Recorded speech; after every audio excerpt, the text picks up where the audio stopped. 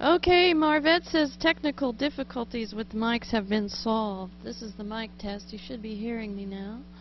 Welcome to Molly Midway News at Noon. We're only 5 minutes past the hour of 12 o'clock. And before I introduce our guest for today, oh, there's all this distraction here. Anyway, before I invite our guest, who you've seen before, I think, I'm going to read you something from Gorebag to you guys out there in Gorebag TV land. It is called Songs of the Folk Song Rebellion. And it starts out here. This is on Wednesday, August the 19th. Is that today? Yes, it is. Welcome. BMI and ASCAP are shaking down every retail establishment, including non-performance venues where musicians are no longer permitted to perform their own music for free. They claim that they have the right to fine musicians who violate their prohibitions, $35,000 for every single song they sing in public for free, even if the musician owns the song. In addition, the venue in which they sing must pay some $10,000 to allow musicians to come in and sing their own songs and/or folk songs in the public domain, plus royalty fees for the royalty for every song they sing based on the size of the audience. Even if the audience did not pay to attend and the performance is incidental to the business, that is to say, if the musician performs in a health food store, for heaven's sakes, the food wants to hear some music before it goes. Or a clothing business. I don't think the clothes care. Moreover, they threaten, no, the shoppers want to hear it.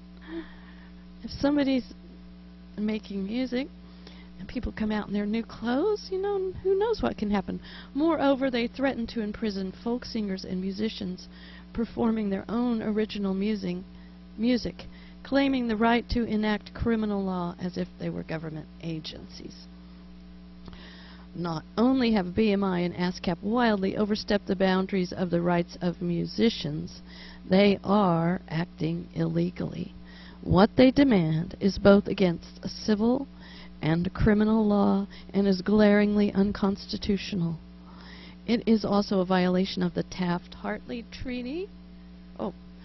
Violation of Taft-Hartley and many other racketeering laws of the United States. Folk songs, that's songs of the folks anybody can do, have long been an instrument of protest against injustice. Yes, with these new demands of BMI and ASCAP and their mafia-like shakedowns of retail businesses, their use of stooly goons,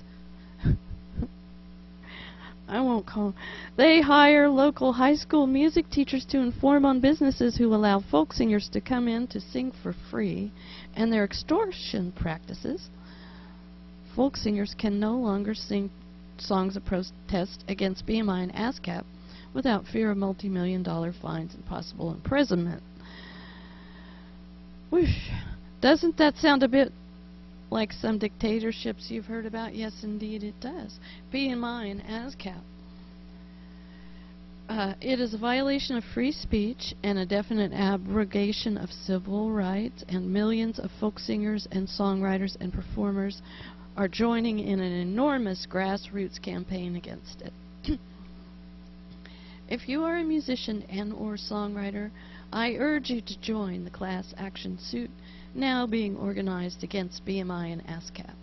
In the meantime, I urge you to sing out. That's in big letters. You'll probably get this email. In protest against this merciless injustice being committed by organizations who have single-handedly destroyed the grassroots music and musicians of this once free nation. I was wondering if this is a national phenomenon or is this all over the place. I have written a number of original folk songs. They are copyright-free and performance royalty-free. I urge you to write down your own protest songs and encourage other musicians to sing out for freedom from corporate greed. Do not fear BMI and ASCAP. With names like that, how could you fear them? Mr. ASCAP. It's just, the BMI, it sounds a little tougher, but they are 800-pound gorillas who will soon fall down from power. They are like those guys in Diablo that Ivan sees me go after all the time. It's in Act 1. The harder they are, the bigger they fall. Down with the BMI and ASCAP by Gorback, E.J. Gold. And on those notes, we have here a musician. I sure hope that the camera's got a picture of him. Oh, okay. We're going to go over to our musician here and see what he has to sing. And then after he's sung a little bit, I'll read a little bit of news. And then he'll sing some more. Oh, no. Based on what I found out in the news. Hey, look at this great printing job, huh? You should, if you saw her printer, well, that would be the... Anyway. Yeah, come in a little closer. Yeah. The walrus is fine. The walrus is fine? Yeah, he wants to be behind you to support you. Listen, with that walrus, I dare BMI. No, because that walrus, we have two of them, they're very magic. Echo? Am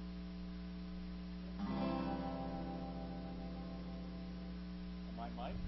You're mic'd. Well, I understand there are laws against racketeering, so I hope that doesn't include making a racket, because I might be in trouble. But nevertheless, it's way low. Nevertheless, we're going to go out over the airwaves. A little bit of folk music on MollyMidway's news show. What is this called? This is MollyMidway News and Weather at Noon. We don't do a lot of weather, but I'll get to that. Go ahead.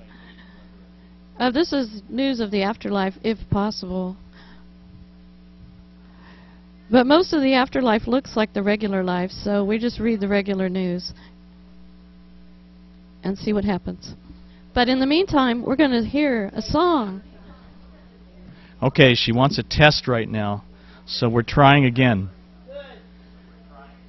And in case I didn't get across before, I understand there are laws against racketeering. And I hope that doesn't include making a racket, because I might be in trouble.